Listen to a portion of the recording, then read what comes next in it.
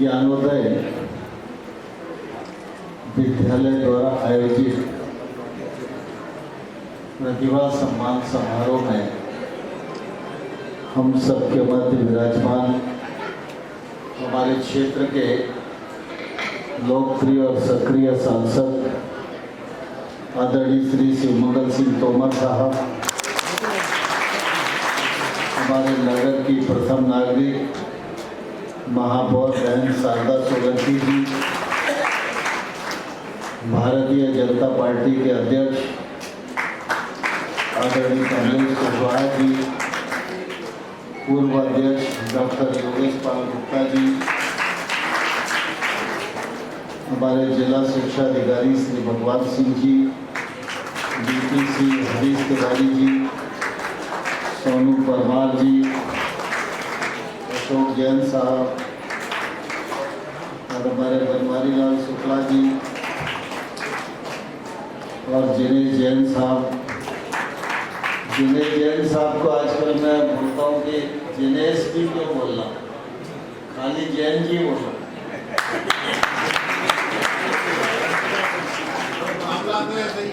सुधीर आचार्य जी और विद्यालय के संचालक भी और प्राचार्य भी श्री महेश तोमर साहब, विद्यालय परिवार के सभी आचार्यगण, विद्यार्थीगण और इस कार्यक्रम के साक्षी बन रहे हमारे मुरैना के सभी गणमान्य महानुभाव, बहनें और उपस्थित सज्जनों। महेश तोमर जी ने लगभग 2-2.5 महीने पहले मुझे कहा कि प्रतिभा सम्मान समारोह में आना है, तो 2.5 महीने से लगातार जब मैं रात को सोने से पहले भविष्य के कार्यक्रमों को देखता हूँ तो रोज उस लिस्ट में ज्ञानोदय विद्यालय का नाम आता था, लेकिन संयोग नहीं बन पा रहा था। बीच में कई बार मुरैना आया, अनेक कार्यक्रम भी हुए, लेकिन इस कार्यक्रम में उपस्थित नहीं हो पाया। तो आज का दिन इन्हीं की वजह से तय किया था, फिर बाकी कार्यक्रम तो जुड़ ही जाते हैं। और मुझे प्रसन्नता है कि ज्ञानोदय विद्यालय के इस कार्यक्रम में मैं उपस्थित हूँ और आप सबके दर्शन करने का ये सौभाग्य अपने जीवन में उपलब्ध कर पा रहा हूँ। हम सभी जानते हैं शिक्षा हमारे जीवन में महत्वपूर्ण स्थान रखती है। शिक्षा के क्षेत्र में केंद्र सरकार और राज्य सरकारें लंबे समय से काम कर रही हैं। हमारा देश 140 करोड़ आबादी का देश है, तो सरकारें कितना ही काम करें तो भी वह काम अपूर्ण ही होता है। इसलिए इस रिक्तता को भरने के लिए स्वयंसेवी संस्थाओं ने, निजी क्षेत्र की संस्थाओं ने प्रयास किया और उस प्रयास के परिणाम स्वरूप आज बहुत अच्छे विद्यालय जगह जगह खड़े हो गए हैं, जो शिक्षा के अभाव को पूर्ण करने में अपना योगदान दे रहे हैं। थोड़े देर के लिए हम यह भी मान लें कि विद्यालय का संचालन आजीविका का साधन हो सकता है, लेकिन हम सब जानते हैं आजीविका के साधन तो कोई भी हो सकते हैं, लेकिन शिक्षा के क्षेत्र में आकर विद्या दान करना, जब इस पद को अपनाया है तो मैं समझता हूँ ये पत्र अभिनंदन के योग्य है और स्वागत के योग्य है। इसलिए महेश सिंह जी और उनके हृदय से मैं बहुत साधुवाद देना चाहता हूँ। शिक्षा की गुणवत्ता अच्छी हो यह अनिवार्य है। शिक्षा रोजगार परक हो यह भी आवश्यक है। शिक्षा हुनर से जोड़े यह भी जरूरी है। लेकिन शिक्षा के साथ संस्कार हो यह सबसे ज़्यादा जरूरी है, क्योंकि हम सब जानते हैं कि कितने भी अभाव में अगर व्यक्ति के जीवन में संस्कार की ऊंचाई है तो उस व्यक्ति को कठिन से कठिन परिस्थिति में भी कोई मात नहीं दे सकता है। और संस्कार कोई सोचे कि जब मैं एमए कर लूँगा तो संस्कार ले लूँगा, जब मैं डिप्टी कलेक्टर बन जाऊँगा तो संस्कार ले लूँगा, ऐसा नहीं होता। पौधे से पहले बीजारोपण होता है और बीज जितनी अच्छी स्थिति में परिश्रम करके बोया जाता है और बीज को अनुकूल मौसम मिलता है, वैसा ही पौधा बनता है। और फिर पौधे की जितनी सेवा शुश्रूषा होती है तब वो वृक्ष बनता है, और जब वो वृक्ष बनता है तभी लोगों को फल खाने को मिलते हैं। वृक्ष बड़ा बनता है, दुनिया को छाया भी देता है, फल भी देता है, लेकिन हम सोचें कि वृक्ष हमसे कुछ नहीं लेता। वैसे दुनिया में हर चीज को आप देखो, गाय को चारा खिलाते हैं तो आप दूध दो लेते हो, लेकिन वृक्ष ऐसा है जो आपको फल देता है, ऑक्सीजन देता है और छाया भी देता है। तो ये जो भाव है यही हमारा भारतीय संस्कार है, और ये संस्कार स्कूल से और परिवार से मिलता है। तो विद्यालय में इस व्यवस्था को हमको प्राथमिकता पर रखने की आवश्यकता है। परिवार में भी इसकी आवश्यकता है। आज दुर्भाग्य है कि मोबाइल का दौर है, तो माता पिता को भी रील देखने से फुर्सत नहीं है, और बच्चों को भी अगर रोने से चुप कराना है तो मोबाइल ही पकड़ा देते हैं। ये बहुत घातक स्थिति की ओर हम सब लोग जा रहे हैं। इसलिए बच्चों को भी मोबाइल से दूर रखना चाहिए, क्योंकि कोई भी टेक्नोलॉजी है, वो टेक्नोलॉजी, वो तकनीक हमारी दासी होना चाहिए। अगर वो टेक्नोलॉजी हमारी दासी है तो हम उसका उपयोग करके देश का उत्थान कर देंगे, और अगर टेक्नोलॉजी के हम दास हो गए तो हम देश को भी बर्बाद कर देंगे और अपने आप को भी बर्बाद कर देंगे। इसलिए स्कूल में और परिवार में संस्कार को प्राथमिकता पर रखना यह आने वाले कल के लिए निश्चित रूप से बहुत जरूरी है। जब हम आजाद नहीं थे तो 1911, 12, 15 के आसपास के समय को भी अगर हम देखें तो कोई स्कूल का भवन नहीं था। पीपल और बरगद के पेड़ के नीचे स्कूल लगा करता था। लेकिन उस कालखंड में भी अगर आप देखेंगे तो हमारे देश में साक्षरता का प्रतिशत 90 होता था।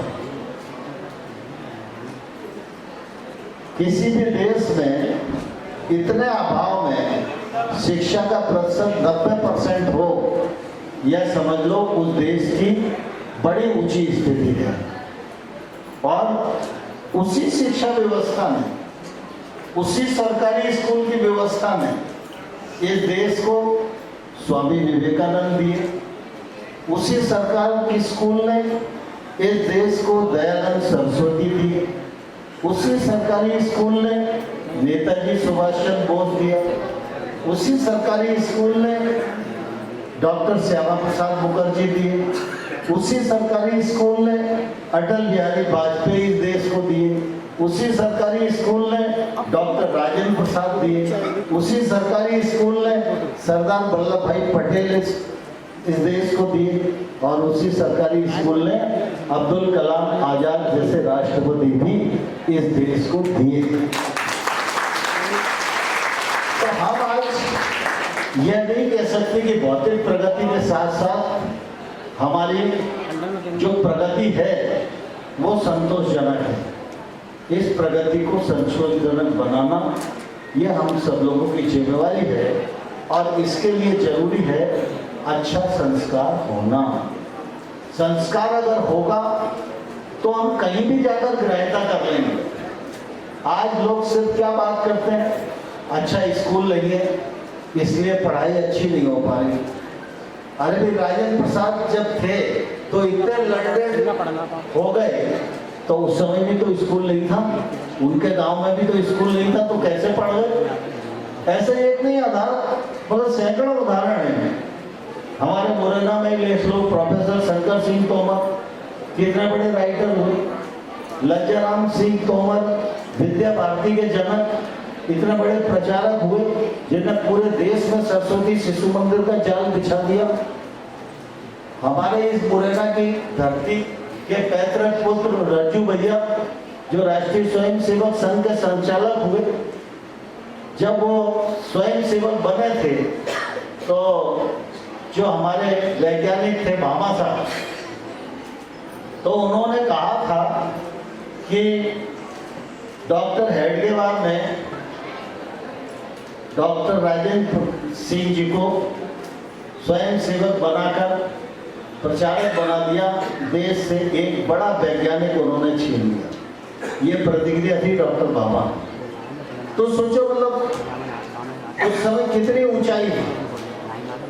तो शिक्षा के साधनों का अभाव था, लेकिन संस्कार प्रबल था, और इसलिए मुझे आवश्यकता है कि मैं महेश सिंह तोमर के घर जाकर 1 घंटा उनसे सीखूं, तो मुझे इसमें शर्म महसूस नहीं होती थी। आज ये है कि मैं क्यों उनके घर जाऊं, स्कूल में ही आना चाहिए, मास्टर को ही आना चाहिए, और धीरे धीरे क्षरण भी हो रहा है। अभी 2 दिन पहले गुरु पूर्णिमा का पर्व निकला है। गुरु का मतलब सिर्फ कोई साधु है वो ही गुरु है ऐसा नहीं, जो हमको जीवन बढ़ाने में सहयोग दे, मार्गदर्शन दे, वही गुरु है। तो सबसे पहले हमारे यहाँ कहा गया है कि माता पिता गुरु है, और उसके बाद जो विद्या अध्ययन करा रहा है वो गुरु है। भगवान श्री कृष्ण को संदीपनी आश्रम में ऋषि संदीपनी ने अगर शिक्षा दी, तो संदीपनी ऋषि का स्थान तो भगवान से ऊपर ही रहा ना, कभी नीचे तो नहीं हुआ। तो आज अगर विद्यालय में गुरु और शिष्य इस परंपरा की बात होती है तो लोगों को तकलीफ होती है। लोग कहते हैं कि ये पुरातन काल में जीने की कोशिश कर रहे हैं, लेकिन सच ये नहीं है। सच यही है, गुरु शिष्य परंपरा की उत्कृष्टता यह देश की उत्कृष्टता है, और अगर इस उत्कृष्टता के आधार पर हम अपने भविष्य का निर्माण करेंगे तो भारत को विश्व गुरु बनने से कोई भी दुनिया की ताकत रोक नहीं सकती है। लेकिन अब यह सही है कि विद्यार्थी अपने को शिष्य समझे और गुरु को गुरु समझे, लेकिन साथ ही साथ उतना ही जरूरी है कि जो शिक्षक है वो अपने को गुरु समझे और शिष्य को पुत्रवत शिष्य समझे, और उसे विद्या देना अपना कर्तव्य समझे, जिम्मेवारी समझे, ये आवश्यक है।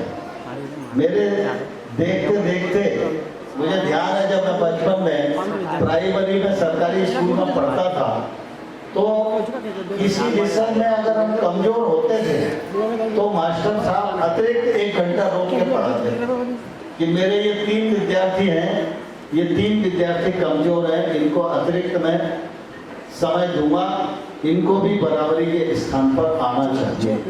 यह भाव गुरुजनों के मन में भी होना चाहिए और ग्राह्यता शिष्यों के मन में भी होना चाहिए। नहीं तो आने वाले परिणाम में यही परिस्थिति होगी। अभी आप सब लोगों ने छात्रों का आंदोलन देखा। आंदोलन तो नीट के विषय को लेकर था, चेहरा छात्रों का था, लेकिन लोग किस प्रकार की संस्कारहीन बात सार्वजनिक रूप से कर रहे थे कि शायद हम लोग उसको गुस्से में भी प्रकट नहीं कर पाएंगे। इतनी घटिया बात बच्चियां भी कर रही थी और बच्चे भी कर रहे थे। आखिर ये संस्कार की कौन सी धानी है? कौन से विद्यालय में पढ़कर वो निकले? कौन सा संस्कार उन्होंने लिया है? उनके परिवार ने कौन सा संस्कार दिया है? क्या ये संस्कार भारत माता को परम वैभव के शिखर पर पहुंचा सकता है? नहीं पहुंचा सकता। इसलिए जब हम निजी क्षेत्र के विद्यालय में बैठते हैं तो निश्चित रूप से छात्र की संख्या बढ़ना चाहिए, विद्यालय का स्तर बढ़ना चाहिए, विद्यालय में शिक्षा की गुणवत्ता बढ़ना चाहिए, लेकिन विद्यालय भी इतना संस्कार युक्त होना चाहिए कि विद्यालय के विद्यार्थी किसी अन्य क्षेत्र में भी जाएं तो लोग पूछें कि भाई ये संस्कार तुमने कहाँ से प्राप्त किया है, और वो गर्व से कहें कि हमारे विद्यालय में इस प्रकार का संस्कार दिया जाता है। अगर ऐसा संस्कार हम दे पाएंगे तो महेश जी, इस जन्म में तो निश्चित रूप से ये जीवन आपका सार्थक होगा ही, लेकिन आपका परलोक भी सार्थक होगा। इस दिशा में आपको प्रयत्न करना चाहिए। आज इन बच्चों की प्रतिभा सम्मान समारोह आयोजित होना है, उन सब के उज्जवल भविष्य की कामना करते हुए आप सबको हृदयपूर्वक बहुत बहुत धन्यवाद।